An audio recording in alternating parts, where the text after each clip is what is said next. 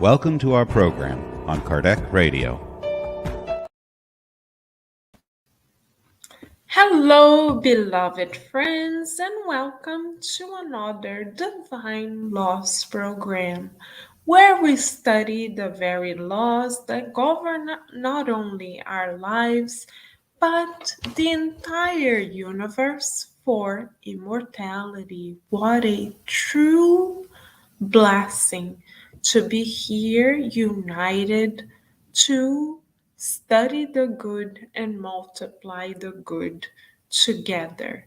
Let us then begin by studying question 989 of the Spirit's Book by Kardec. We will now read the question, followed by the answer given by the illuminated spirits. Afterwards, we will bring a couple of highlights and propose a therapeutic exercise so that we can view the scriptures together. Let us then begin, beloved friends. In question 989, Kardec asks, there are persons who, although not positively wicked, make everyone around them unhappy because of their character. What is the consequence of this for them? The mentor spirits answer Kardec's question in the following way. Such persons are assuredly not good. They will expiate this wrong by the sight of those whom they have made unhappy, and this will compromise a reproach for them. Then, in another existence, they will experience all the harm that they have caused others to experience. Wonderful question, concise but very empowering. Why do we say so, beloved friends? Because we learn that out of love, God educates us all equally by allowing for us to take responsibility for our very own actions. So let us take an example. The example of the Senator Publio Lentulus, described by Emmanuel through the mediumship of Chico Xavier in the book 2000 Years Ago, which we highly recommend.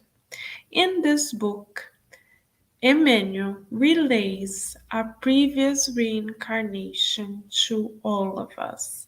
In this reincarnation, he was quite proud of himself and of his social stature. Because he was so proud of his social stature, he often made those who at the time were considered to be less privileged than him uncomfortable with his harshness. He was so blinded by his own pride that he did not even recognize Master Jesus when they met personally back at that time, and Master Jesus healed his own daughter. He was so strict in his ways and attached to his pride that he was unable to see the truth as embodied by Master Jesus literally, and he created an upheaval in his own home by going against his wife, who decided to embrace the Christ's proposal 2000 years ago. So, though he was applauded by the social customs and society of the time, he was not applauded by his own conscience. Even prior to his own discarnation, he already felt guilty for not having embraced the divine proposal for that reincarnation, which was for him to surrender to Christianity. Because he didn't value the call to embrace the Christ consciousness, even though he was never truly wicked. He was not seen as such by the society of the time. God allowed for him to develop responsibility for his actions by reincarnating in a very low or less privileged social status or caste in the society of the time 50 years later. So he felt on his own skin what it was like to be less privileged.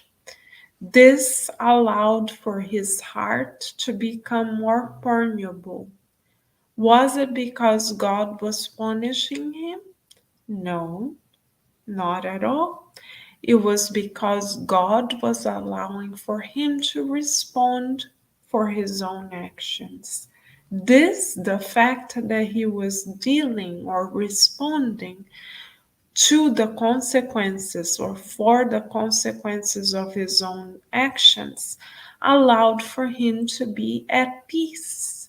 And this sense of peace and serenity propelled him forward as he faced the difficulties that were forged by his own past decisions.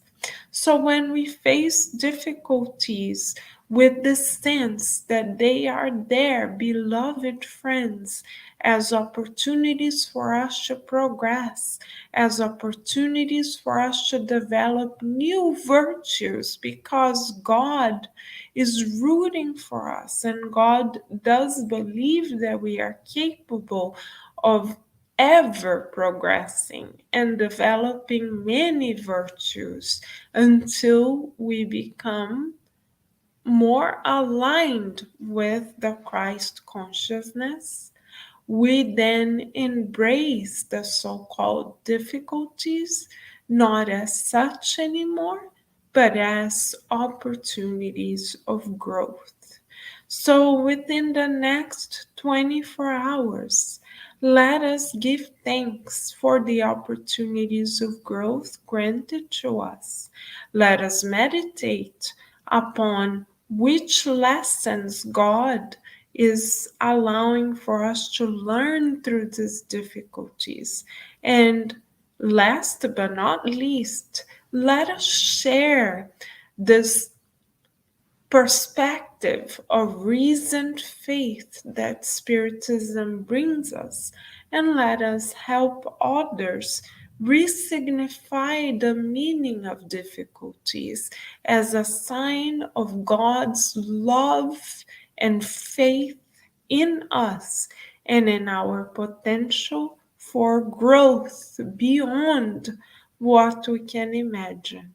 Let us spread the word that only reasoned faith can bring us, and let us allow the mountains of pessimism, of doubt, of victimization to move far away from our hearts, allowing the sun of optimism to shine from within. Shall we, beloved friends?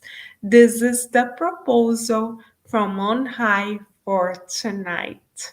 Let us then always raise our thoughts and hearts in gratitude to God as we end these moments, wishing everyone many blessings and inviting as well everyone here to stay tuned to Kardec Radio, where you and I, all of us, are always nourishing our souls.